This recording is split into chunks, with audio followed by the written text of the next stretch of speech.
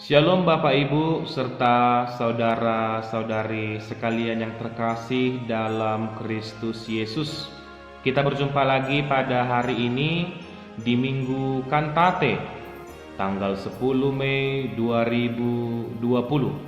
Dan firman Tuhan yang menyapa kita pada hari ini yaitu yang tertulis di kitab Wahyu pasalnya yang ke-12, dimulai dari ayatnya yang ke-10 sampai ayat yang ke-12. Mari kita bersama-sama membacanya. Saya akan membacakan buat kita semua. Demikianlah firman Tuhan. Dan aku mendengar suara yang nyaring di sorga berkata, "Sekarang telah tiba keselamatan dan kuasa dan pemerintahan Allah kita, dan kekuasaan Dia yang diurapinya, karena telah dilemparkan ke bawah pendakwa saudara-saudara kita, yang mendakwa mereka siang dan malam di hadapan Allah kita.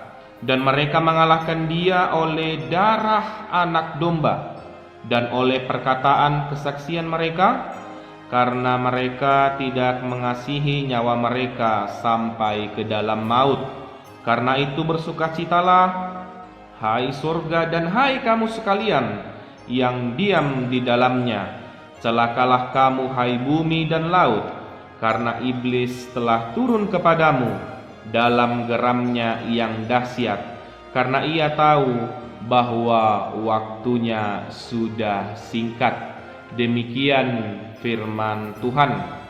Bapak, Ibu, serta saudara-saudari sekalian, jika berbicara mengenai nyanyian atau bernyanyi, kita bisa menyimpulkan bahwa kita orang Kristen pasti sudah sangat melekat dengan namanya nyanyian atau bernyanyi. Dan itu juga menjadi topik dan nama minggu pada hari ini, yaitu Minggu Kantate, yang tertulis di Mazmur 98 ayat 1, "Nyanyikanlah nyanyian baru bagi Tuhan," dengan topik menyanyikan keselamatan dari Tuhan, atau dalam bahasa Batak dikatakan mangindehon haluaon nasian Tuhani.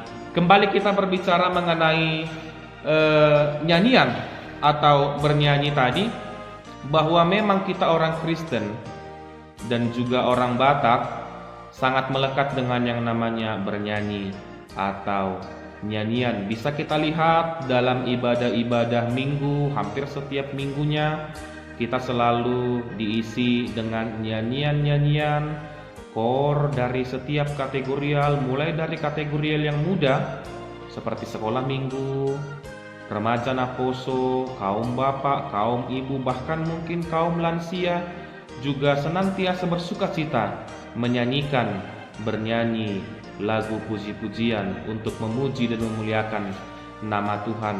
Bapak, Ibu, serta saudara-saudari sekalian, oleh karena itu nyanyian tadi yang sudah menjadi bagian dalam diri kita orang Kristen yang sudah melekat, bahkan mungkin sudah mendarah daging buat kita orang Kristen, dan itu menjadi sebuah sisi positif buat kita orang-orang Kristen. Karena apa?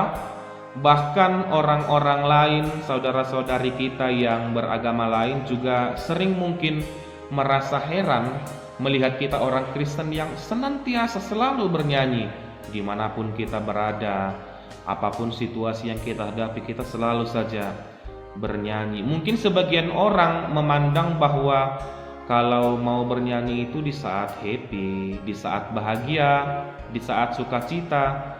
Namun di saat duka cita, namun di saat kita sedang mengalami pergumulan, bagaimana mungkin kita bisa bernyanyi? Tetapi itu kita buktikan kita orang Kristen, dan itu membuat orang-orang lain, saudara-saudari kita, heran melihat kita.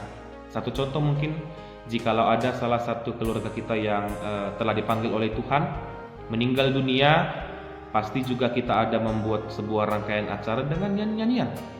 Bahkan mungkin dalam adat Batak, jikalau yang meninggal itu adalah sudah tua dan dalam status saur matua, itu luar biasa mungkin nyanyian, bahkan mungkin diisi dengan lagu-lagu yang menandakan sukacita memuji dan memuliakan nama Tuhan, dilengkapi dengan gondang atau alat-alat musik, alat-alat Batak yang menandakan bahwa luar biasa ternyata kehidupan orang-orang Kristen dari dulu hingga saat ini. Dan itu mungkin bukan cuma kita orang Kristen, kita bisa melihat dan kita juga sama-sama tahu bangsa Israel dahulu juga seperti itu di saat mereka menyeberang dari Laut Teberau, berlari dari kejaran bangsa Mesir saat itu yang dipimpin oleh Musa. Di saat mereka sudah lepas, mereka juga bernyanyi. Daud juga seperti itu, Raja Daud yang di saat dia terdesak oleh serangan musuh-musuhnya, dia juga senantiasa bernyanyi memuji dan memuliakan nama Tuhan.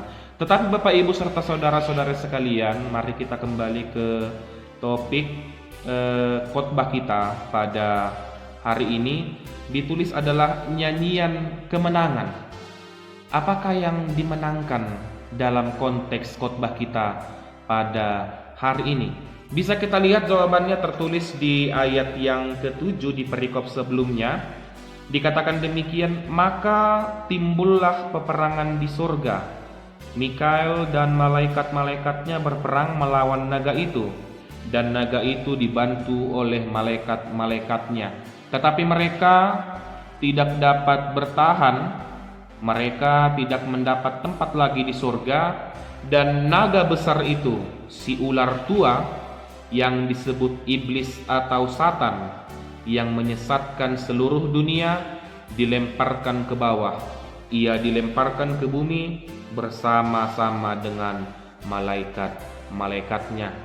Jadi dikatakan di sini adalah nyanyian kemenangan, bahwa ternyata pengalaman rohani Yohanes saat itu dia memiliki sebuah penglihatan, sebuah metafora. Di sini dikatakan bahwa malaikat Mikael beserta malaikat-malaikat yang lain melakukan sebuah pertempuran, berperang melawan seekor naga, dan naga ini juga ditemani oleh malaikat-malaikat yang lain. Dan saat itu di pertempuran itu malaikat Mikael dan malaikat-malaikat yang lain yang diurapi oleh Tuhan, diberkati oleh Allah, saat itu mereka menang melawan naga dan para malaikat-malaikatnya. Dan di situ kita bisa melihat bahwa sebuah nyanyian kemenangan yang karena diberkati dan ditemani oleh Tuhan. Bapak Ibu serta saudara-saudari sekalian, apakah yang mau kita kutip dari firman Tuhan pada Minggu Kantate pada saat ini? Kita sama-sama tahu bahwa kondisi kehidupan kita meliputi segala aspek kehidupan, segala sisi, segala profesi. Apapun itu, kita sedang bertempur melawan pandemi COVID-19 Corona saat ini, dan kita juga belum tahu sampai kapan kita bisa menang melawan pertempuran ini. Dan melalui firman Tuhan ini kita semakin dikuatkan, kita semakin diberikan semangat dan kekuatan supaya kita tetap berharap, tetap kuat menghadapi segala macam pertempuran yang kita hadapi saat ini. Dan kita yakin dan percaya di perikop, di khotbah pada saat ini, malaikat Mikael dan malaikat-malaikat yang lain, karena mereka mengandalkan Tuhan, karena mereka diurapi oleh Tuhan, dia bisa mengalahkan iblis, dia bisa mengalahkan setan yang digambarkan, dimetaforakan oleh seekor naga dan malaikat-malaikat yang lain.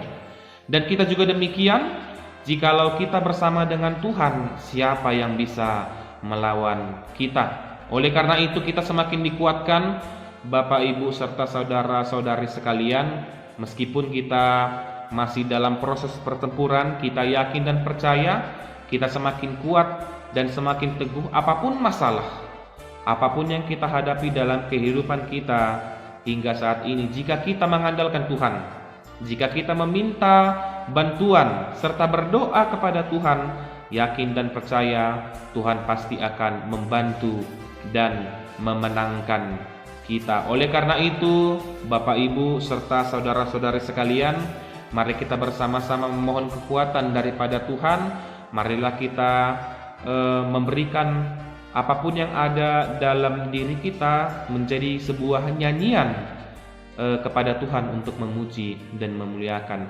namanya. Tidak mesti harus yang bertalenta. Di sini tidak ada indikator bahwa yang melakukan nyanyian pujian kepada Tuhan itu harus yang bisa bernyanyi. Tidak. Semua orang bisa memberikan nyanyian pujian kepada Tuhan. Bahkan hai seluruh bumi juga dikatakan harus bernyanyi dan memuji dan memuliakan nama Tuhan. Oleh karena itu, Bapak Ibu serta saudara-saudara sekalian, kita semakin kuat. Mari kita bersama-sama berdoa memohon kekuatan daripada Tuhan supaya kita tetap senantiasa dalam keadaan sukacita, dalam keadaan sehat, sampai kita bisa diberikan kemenangan oleh pada Tuhan. Amin. Shalom.